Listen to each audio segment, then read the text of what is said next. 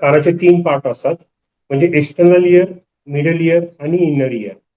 आता कान दुखतो म्हणजे त्याचे जे बाहेरच्या कानाचे पण आजार आहेत, मधल्या कानाचे आजार आहेत आणि कानाला जी नर्व सप्लाय करते ते सराउंडिंग स्ट्रक्चर म्हणजे थोडक्यात टॉन्सिल आहे, दात आहे, फॅरिंग्स आहे, सायनसेस आहे. तर यांना पण तीच नर्व सप्लाय करते. त्याच्यामुळे सराउंडिंग स्ट्रक्चरचे जे पण लिजन असेल त्याच्यामुळे पण कानात दुखू शकतो. आता महत्वाचं म्हणजे बाहेरचे कानाचे कारण काय आहे ज्याच्यामुळे कान दुखत असतो. तर बाहेरच्या कानात म्हणजे आता मळ हे आपल्या ह्याच्यामध्ये कॉमन कॉज आहे. कानामध्ये मळ जमा झाला की कान दुखू शकतो. कानाचं इन्फेक्शन म्हणजे ओटायटिस एक्सटर्ना म्हणतो.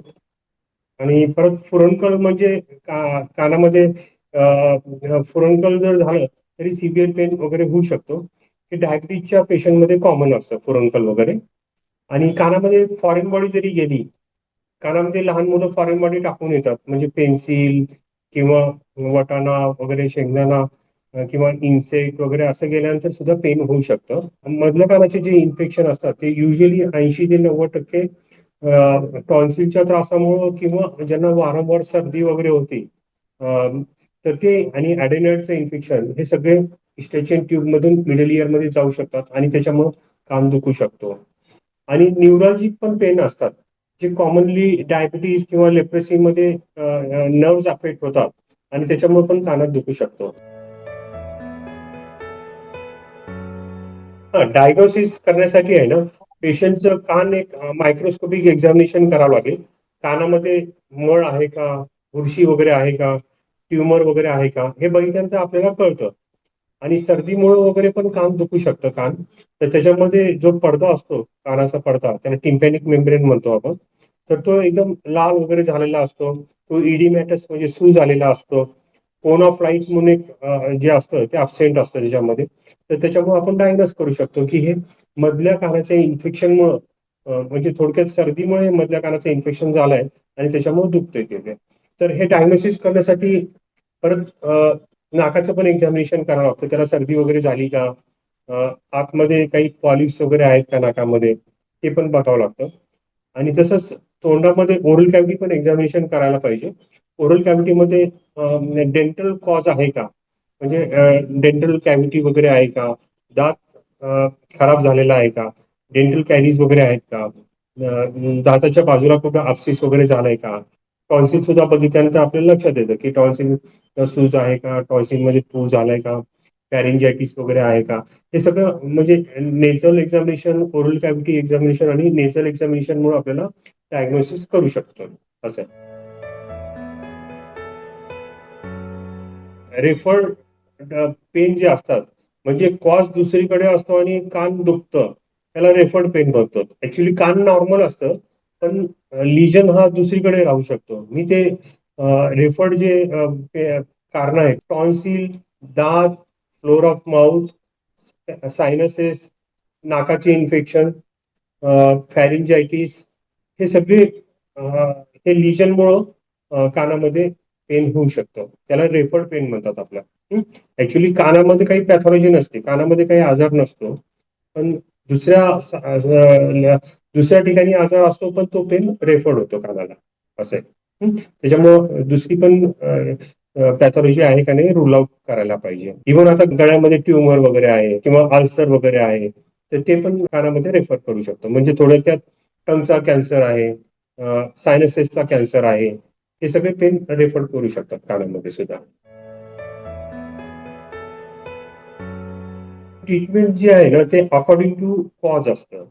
आता उदाहरणार्थ कानामध्ये मळ असेल तर मळ काढणे, कानामध्ये बुरशी वगैरे असेल तर मायक्रोस्कोपच्या अंडरमध्ये पाहून ते सगळं फंगस वगैरे क्लीन करायला पाहिजे. आता उदाहरणार्थ आता सर्दीमुळे कान दुखत असेल तर सर्दीसाठी अँटीबायोटिक्स वगैरे द्यावं लागतात. नाक जर चोंदत असेल तर नेझल डिकंजेस्टन म्हणजे नाकामध्ये ड्रॉप्स वगैरे टाकावा लागतो. आणि अनाल्जेसिक म्हणजे काही आयबुप्रोफेन आहे, ॲसिलोफेनॅक वगैरे आहे, हे ट्रीटमेंट वगैरे घ्यावं लागतं. आणि कधी कधी कानाचा पडदा खूपच सुजलेला असतो आणि पेशंटला खूप त्रास होत असेल तर मायरिंगोटॉमी म्हणून एक कानावर पडद्यावर आहे ना छोटं इन्सिजन घ्यावं लागतं. जे पडद्याच्या मागे जे पू असतं ते खूप अंडर प्रेशर जमा झालेलं असतं आणि ते त्याच्यामुळे पेशंटला खूप त्रास होत असतो. तर ते छोटं इन्सिजन केल्यानंतर ते सगळं जे काही मिडल इयरमध्ये पस वगैरे जमा झालेला असतो तो ड्रेन होतो आणि पेशंटला रिलीफ मिळतं. तर असं ट्रीटमेंटच्या पार्टमध्ये तसंच आता टॉन्सिलमुळे पण कान दुखतो. टॉन्सिल जर नेहमी नेहमी दुखत असतील तर टॉन्सिलची पण सर्जरी लागू शकते. रिस्क फॅक्टर्स म्हणजे टॉन्सिलमुळे कान दुखू शकतो. नाकाच्या मागे एक ॲडेनॉइड म्हणून असतात. त्याला नेझोफॅरेंजियल ॲडेनॉइड म्हणतो. तर याच्यामुळे पण कान दुखू शकतं. तर त्याची पण सर्जरी लागू शकते.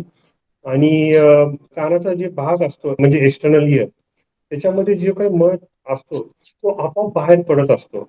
नॅचरल ॲटो क्लिअरन्स होतं. म्हणजे मळ साफ करायची काही गरजच नसते. कधीच मळ साफ करायचा नाही. कानामध्ये इयरबड वगैरे कधीही घालायचे नाही. कारण काय पडद्याच्या समोरचा भाग असतो तो खूप डेलिकेट असतो. स्किन पण डेलिकेट असते आणि आपण ब्लाइंडली जर घातलं कानामध्ये काडी वगैरे तर ते कानाचा पडदा फाटू शकतं. एक्सटर्नल ऑडिटरी कॅनलला जखमा वगैरे होऊ शकतात आणि त्याच्यामुळं थोडं रक्त येणं त्याच्यामुळं फंगस वगैरे अटॅक होणं असं प्रकार होऊ शकतो. आणि ॲटो क्लिअरन्स होत असल्यामुळं कानातला मळ आपोआपच पडतो. त्याच्यामुळं कानामध्ये काडी कधीही घालायची नाही. आता सर्दी वगैरे युजली थंडीमध्ये आईस्क्रीम वगैरे खाल्ले, कोल्ड्रिंक्स वगैरे खाल्ले, कोल्ड्रिंक्स वगैरे पिले, त्याच्यानंतर वगैरे सर्दी वगैरे कॉमनली होऊ शकते. तर ते अव्हॉइड करायचं. तर आता नाकाच्या इन्फेक्शनमुळे पण कान दुखू शकतो. तर अलर्जीमुळं असेल तर त्या अलर्जीच्या गोष्टी टाळायच्या. म्हणजे डस्ट वगैरे आहे किंवा कोणाला एगची अलर्जी राहू शकते, मिल्कची अलर्जी राहू शकते किंवा कुठल्याही फूडची अलर्जी राहू शकते. तर ते टाळायला पाहिजे. आणि गरम पाण्याची वाफ घेणं फार गरजेचं आहे. त्यामुळं गरम पाण्याची वाफ 2दा-3दा दिवसातून घेतलं तर कानदुखी बऱ्यापैकी कमी होते. आणि तसंच गरम पाणी वगैरे प्यायचं आणि गरम पाणी मिठाच्या गुळण्या करायच्या. घशात वगैरे दुखत असेल तर गरम पाण्याच्या गुळण्या करायच्या. असं हे घरगुती उपाय केले तरी काही हरकत नाही. कानदुखी कारण काय आहे त्याच्याप्रमाणे डिपेंड असतं. आता वॅक्स असेल, वॅक्स काढलं की इमिजिएट कानदुखीचा त्रास कमी होऊन जातो. तसंच आता उदाहरणार्थ फंगस आहे. फंगस अंडर मायक्रोस्कोप काढलं की लगेच कान दुखायचं थांबून जातं. पण ते फंगस जर खूप दिवस राहिलं तर कानाचा पडदा टिम्पॅनिक मेम्ब्रेन फाटू शकतो. तुम्हाला माहीतच असेल की कानाचा पडदा हा अत्यंत नाजूक असतो. त्याचं थिकनेस जे असतं 0.01 mm एवढा पातळ असतो तो. फाटायला वगैरे काही वेळ लागत नाही. त्याच्यामुळं बुरशी जर इरोड वगैरे झाली तर ते बुरशीमुळं कानाचा पडदा फाटू शकतो.